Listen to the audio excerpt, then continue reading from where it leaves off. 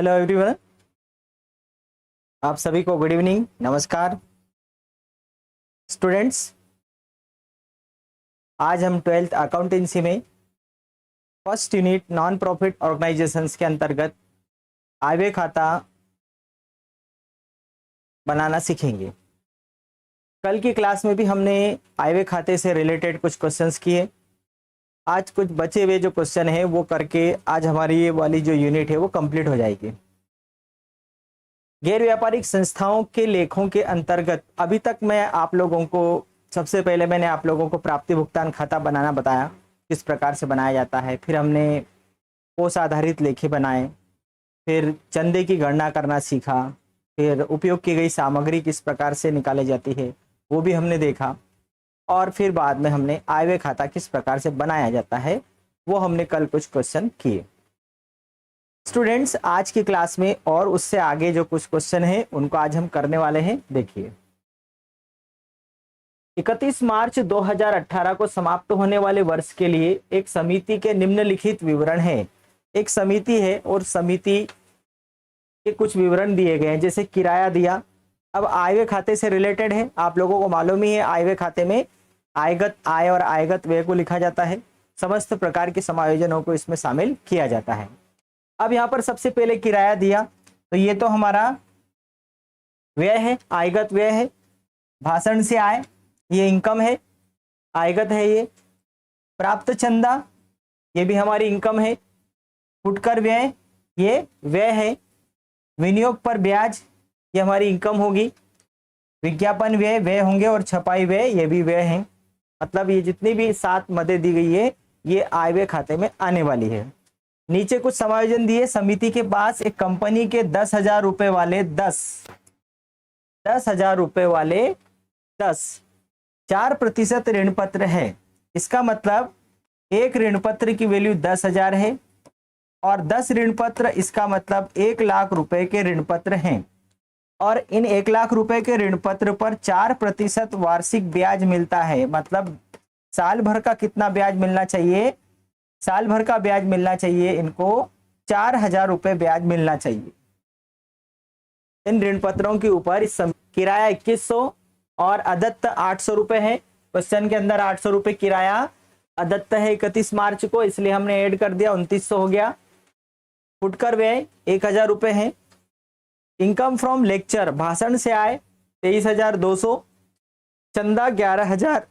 Interest on investment, विनियोग पर ब्याज, विनियोग कितने रुपए का है? 10,000 रुपए के 10 ऋण पत्र खरीदे गए। एक ऋण पत्र 10,000 रुपए का, तो 10 ऋण पत्र कितने के हो गए? 1 लाख रुपए के हो गए। और 4% ऋण पत्र, इसका मतलब कि 1 लाख रुपए के इन्वेस्टमेंट पर 4% वार्षिक ब्याज मिलेगा। तो 1 लाख रुपए का 4% कितना होता है? 4,000 रुपए वर्ष भर में ब्याज मिलना चाहिए, लेकिन इनको मिला 3800 रुपए मिला। तो 200 रुपए हमारा क्या रहा? उपार्जित, क्योंकि 4,000 मिलना चाहिए और 3800 रुपए ही मिले, तो 200 रुपए हमारा ब्याज उपार्जित होगा, और इसलिए यहाँ पर 4,000 आएगा। विज्ञापन व्यय 2100 रुपए, तो विज्ञापन व्यय इधर आएगा टू एडवर्टाइजमेंट 2100 रुपए। प्रिंटिंग, छपाई व्यय 1250, और साथ में 950 रुपए क्या है? आउटस्टैंडिंग है, अदत्त है। 950 रुपए अदत्त है। तो ये हो जाएगा 12, 9, 21 और 1 2200 रुपए। ठीक, यहां पर ये कंप्लीट होती है हमारी एंट्रियां। हम इसका बैलेंस निकालेंगे, तो बैलेंस हमारा आ जाएगा, देख लेते हैं। चलिए, क्रेडिट साइड का टोटल पहले लगाएंगे हम। क्रेडिट साइड का टोटल कितना है? 23,200 और 11, 34, 4, 38,200। और डेबिट साइड का लगाएंगे 2, 3, 2, 5, 2, 7, 8,200। डेबिट का आ रहा है 8,200, ये माइनस किया तो बचा 30,000 रुपए। 38,200, तो ये आ जाएगा हमारा टू सरप्लस। आधिक्य आ रहा है 30,000 रुपये। ठीक है, आधिक्य हमारा आ रहा है 30,000 रुपए। ये हमारा आंसर आ रहा है आधिक्य। डेबिट क्रेडिट साइड आ रहा है हमारा 38,200, डेबिट साइड आ रहा है 8,200, और इसलिए ये हमारा जो 30,000 आया ये क्या रहेगा, ये आधिक्य कहलाएगा, ये सरप्लस कहलाएगा।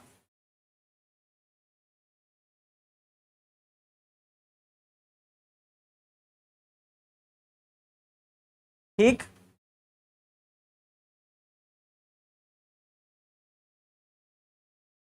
ये क्वेश्चन समझ में आया?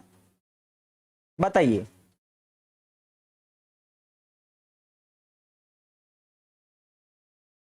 चलो अगले क्वेश्चन की तरफ चलें। चलो अभी अब थोड़ा सा अलग हटके है क्वेश्चन, पूंजी कोष वाला, कैपिटल फंड वाला। 1/16 को रोमी क्लब की संपत्तियां इस प्रकार दी गई है। भूमि भवन 20,000 रुपए का, फर्नीचर 25,000 रुपए का, 20,000 नहीं 2 लाख रुपए, फर्नीचर 25,000, हाथ में रोकड़ 25,000, अदत्त या प्राप्त चंदा 30,000, बैंक अधिविकर्ष 20,000 और अदत्त वेतन 5,000। हमें यहां पर क्या ज्ञात करना है? हमें यहां पर ज्ञात करना है पूंजी कोष। अब यहां पर एक फॉर्मूला लागू होता है, कौन सा? आप लोगों को 11वीं क्लास में मैंने एक बताया था, संपत्तियां प्लस दायित्व बराबर संपत्तियां बराबर पूंजी प्लस दायित्व। एक आप लोगों को याद हो तो एक समीकरण हमने लास्ट बार पढ़ा था, assets is equal to liabilities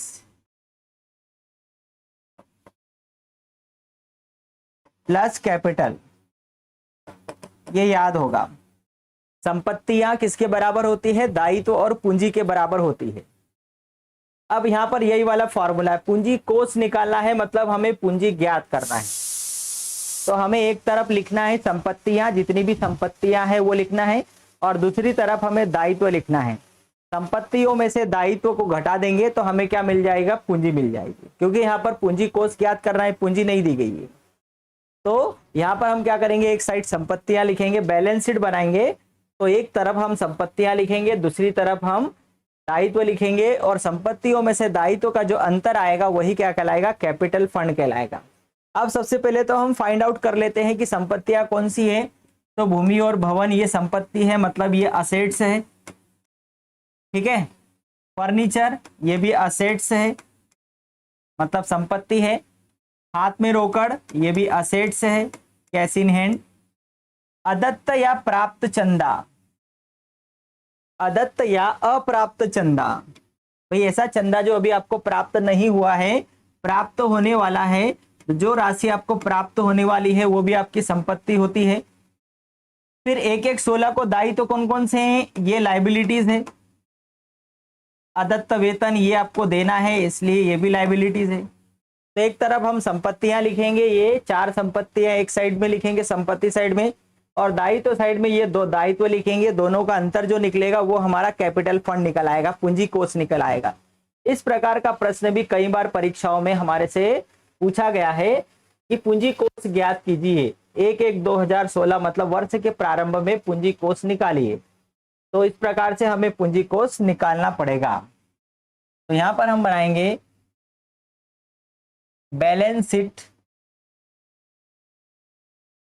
वर्ष के प्रारंभ का बैलेंस शीट हमें बनाना है। वर्ष के प्रारंभ का मतलब 1/1/16 का, तो ये आ जाएगी इधर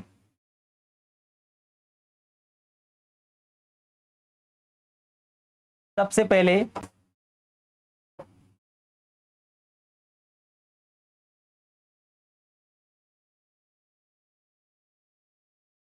बैलेंस शीट एज ऑन 1/1/2016। इधर आएगी लायबिलिटीज मतलब दायित्व, अमाउंट, इधर आएगा असेट्स मतलब संपत्ति और अमाउंट। सबसे पहले लैंड एंड बिल्डिंग, भूमि और भवन, कितने रुपए का है? 2 लाख रुपए का है। फिर है फर्नीचर, फर्नीचर 25,000 रुपए का है। कैश इन हैंड 25,000 रुपए का ये भी है। अप्राप्त चंदा, आउटस्टैंडिंग सब्सक्रिप्शन, कितना है? 30,000 रुपए का। लायबिलिटी साइड में आएंगे तो बैंक ओवरड्राफ्ट, बैंक ओवरड्राफ्ट मतलब बैंक अधिविकर्ष 20,000 रुपए का। और आउटस्टैंडिंग सैलरी, आउटस्टैंडिंग सैलरी कितनी है? 5,000 रुपए। अब जो अंतर की राशि आएगी वो कहलाएगी कैपिटल फंड, मतलब बैलेंसिंग फिगर। ठीक है, अब हम असेट साइड को टोटल करेंगे और उसमें से दायित्व पक्ष घटा देंगे तो हमारे पास में संपत्ति हमें पता चल जाएगी और दोनों पक्ष बराबर बराबर हो जाएगा। इसको जोड़ेंगे 2,80,000 हो रहा है, असेट्स हो रहा है हमारा 2,80,000 रुपए। और लायबिलिटी साइड कितना हो रहा है? 25,000 रुपए हो रहा है। तो ये हो जाएगी हमारी जो कैपिटल फंड है, कैपिटल फंड कितना निकल आएगा? 2,55,000 रुपए। ठीक है, तो कैपिटल फंड आ गया हमारा 2,55,000, टोटल हो जाएगा 2,80,000, दोनों पक्ष बराबर। इस प्रकार से हमें कैपिटल फंड निकालना था, तो ये जो दोनों का अंतर आया वो हमारा कैपिटल फंड निकल आया 2,55,000 रुपए।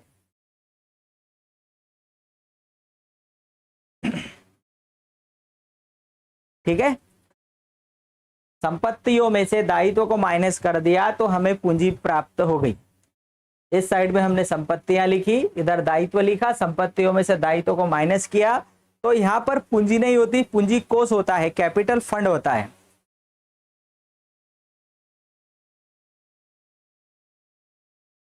ठीक है, बढ़े आगे।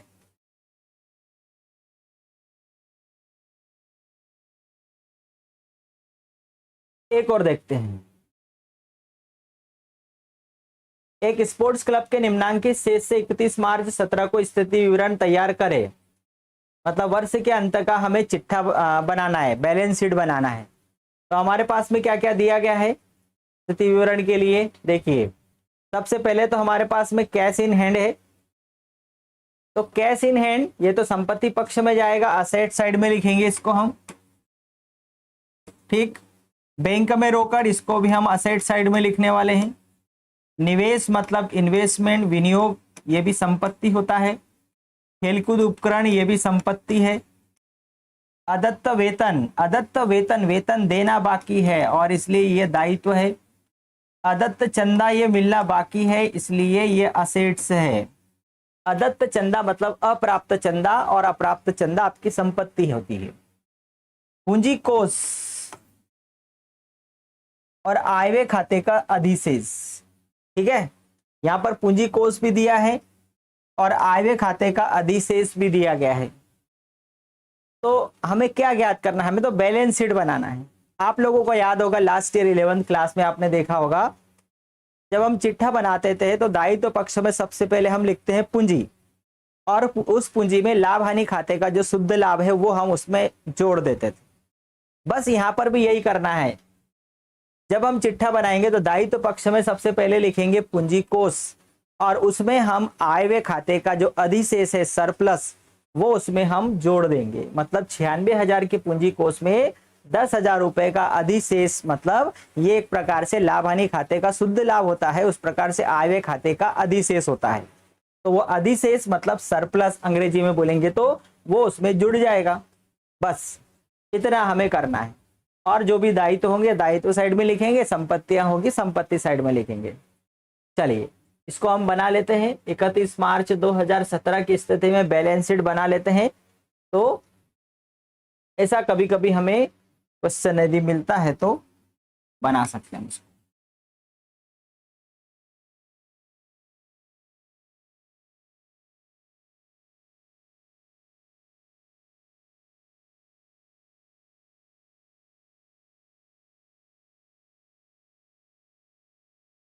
जैसे यहाँ हम 90% क्वेश्चन आज हमारे खत्म हो जाएंगे।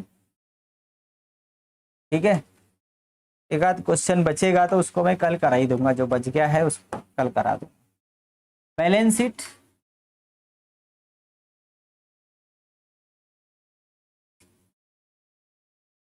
एज ऑन 31 मार्च 2017, इधर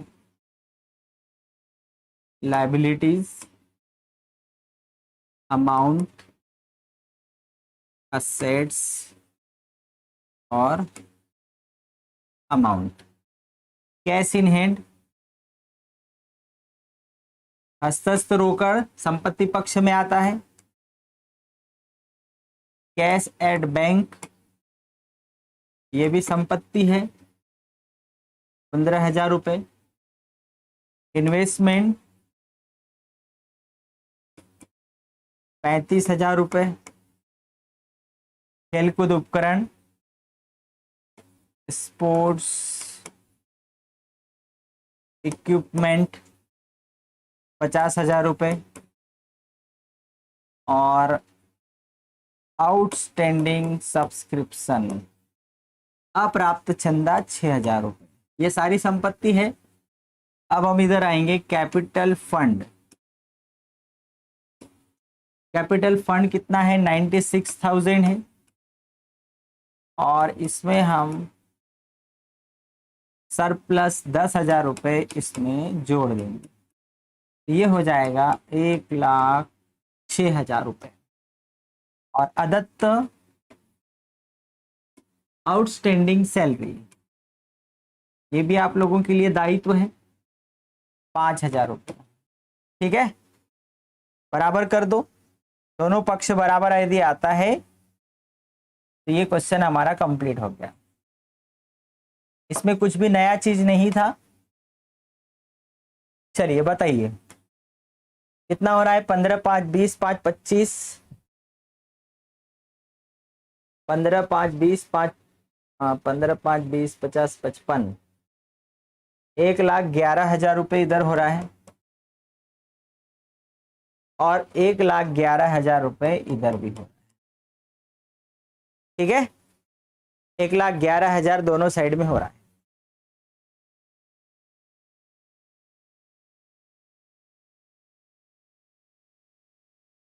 तो ये संपत्तियां हो गई, cash in hand, cash at bank, विनियोग, स्पोर्ट्स इक्विपमेंट और अदत्त या अप्राप्त चंदा, ये सारा संपत्ति पक्ष में आएगा। और दायित्व पक्ष में पूंजी कोष, उसमें सरप्लस मतलब आय व्यय खाते का जो अधिक आता है वो इसमें जुड़ जाता है। और अदत्त वेतन। क्लियर?